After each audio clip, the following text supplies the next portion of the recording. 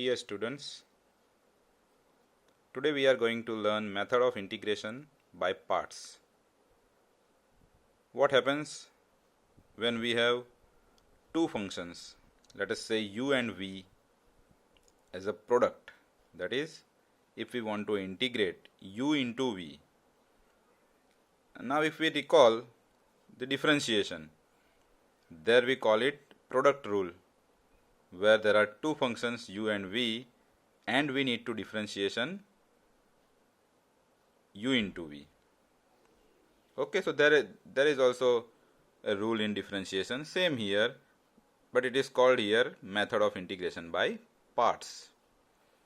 So if u and v are functions of x and if we want to integrate u into v, that is their product, then the formula for integration u v dx is u integral v dx minus integration of du by dx into integral v dx.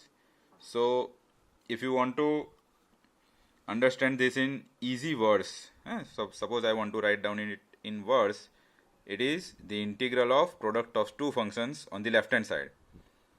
It is equal to first function, that was u, into integral of the second function, that was v dx there, minus integral of derivative of the first function multiplied by integral of the second function. So you have to keep in mind that if we want to integrate the product of two functions of x, then it is denoted by integral u v dx.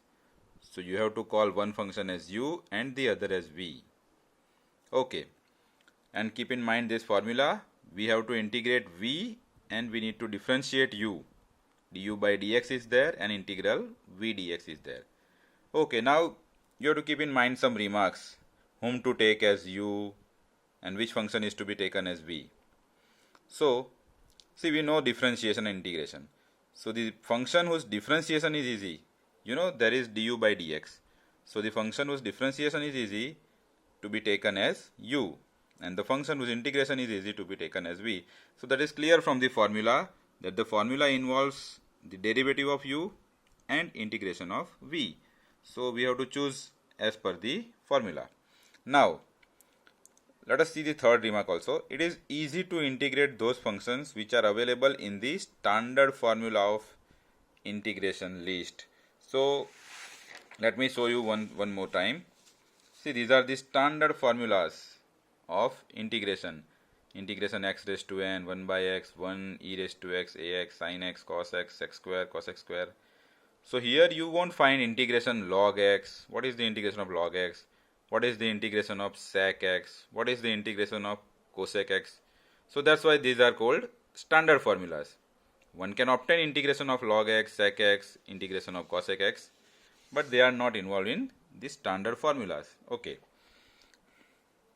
Again, fourth remark, note that the formula involves du by dx. So choose x, x square, x cube, x raised to n as u if it is present. So whenever you are going to integrate and you find x, x square, x cube, x raised to n, like, so you can choose it as u. So because the derivative of x becomes 1, the derivative of x square is 2x, and then again you derivate, then it will become 1. 2 into 1, that is 2. So it will going to be a constant. So that's why we need to choose u as x, x square, x cube if it is present over there. Okay, so let us start with the examples. First example, let us say x into sin x. So there are two functions again, one is x, the other is sin x. Now always try to choose the integral as I. I'll tell you why, because it has some importance. So I have choose I is equal to integration x sin x dx. Now whom to choose u and whom to choose v? We know the derivative of x is 1 and the formula involves du by dx. So let us choose u as x and v as sin x. So as per the formula, integration u integral v. So here u is x, integral v is sin x dx minus the derivative of u, integral sin x dx, and all this formula. From formula you can set all these things. Okay. Now the integration of sin x is minus cos x. Again minus integration, the derivative of x is 1. Integration of sin x again minus cos x, and the integration constant plus c. If you again simplify it, minus x cos x. Now this, there are two minus of outside integration and inside integration, so it will minus plus cos x dx, integration of cos x again. If you remember, sin x derivative is cos x, so the integration of cos x is sin x. Okay, so it is the easiest example. You can check it example and easily calculate as per your example. Now suppose in place of sin x it is e raised to x, that is integration of x e raised to x.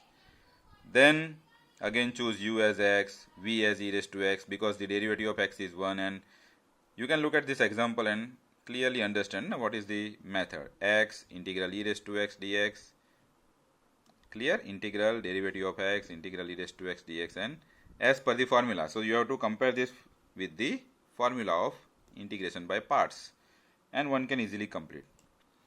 Now the question is, if instead of x e raised to x there is x square e raised to x, what can we say?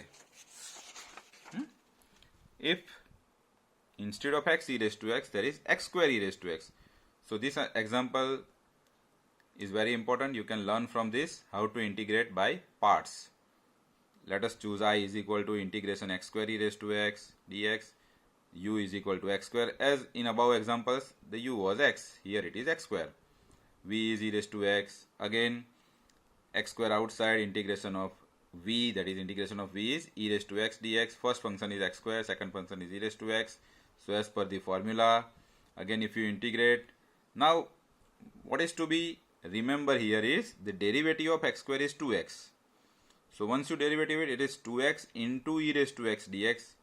So there are two times. First you have used formula for x square also, and then you need to use this formula for 2x into e raised to x dx also. Yes, because the derivative of x square is 2x. So again there is one function x, then the other function is e raised to x. So this is not the answer. X square e raised to x minus 2 integral x e raised to x dx is not the answer, because we need to integrate x e raised to x. Okay, so that's why, see, I have tell you why to choose I is equal to the integration, because we need something inside also the integration. So the other integration to be taken as I1, integration x e raised to x dx, and if we solve it we will get x e raised to x minus e raised to x plus c as per the formula of integration by parts. And now we substitute the value of I1 in the our I. Okay, you can check this. I is equal to x square e raised to x, it was there, x square e raised to x minus 2 times, and the value of this integration, that is found here I1, x e raised to x minus e raised to x plus c, and if we simplify it we get some 2c or like this, but it is a constant, so need not have to worry. You can take it as c also, c dash also, so you can say c1. So integrating constant, here I have taken c dash as 2c. So this is the answer. Okay, so what was the importance of this example? That if we have x square, x cube and all, like the powers of x are increasing, you will have to integrate by parts, then you will get 1, 2, 3, I1, I2. So there are steps which involves integration by parts, 1 time, 2 times, 3 times also. Now I have taken some other example. Now this one is also an important example because it tells you what to choose as u and v. See, here it is integration of x log x dx.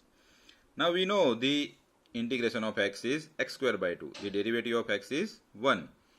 The derivative of log x is 1 by x. But the integration of log x, so that's why I have written some notes here. It is clear here, we know the differentiation and integration both of x, but from the standard formula list there is no integration of log x. It is not impossible, you can integrate log x, you can find the value of log x, but at present we only know the differentiation of log x. So here I have chosen u as log x. It is not a magic, here we have choose u as log x and v as x. In rest of the examples that we have seen, we choose v as x, v as the integrating and sin x and all, and u as x, x square and all. So since we don't know the integration of log x, we are bound to take u is equal to log x because we know the differentiation, and write down this as I is equal to x log x dx, and by the formula you can say log x integration of x dx. Now here you have to remember v is x, so integration x dx. Differentiation of log x, we know 1 by x. Clear? So if you see the example and the solution, you can understand how to choose v, how to choose u, because we don't know the integration of log x at present, so we have chosen log x as u because we know its differentiation, and v as x because we know the integration of x is x square by 2. Clear? So the example goes like this, and you can solve it easily. Thank you.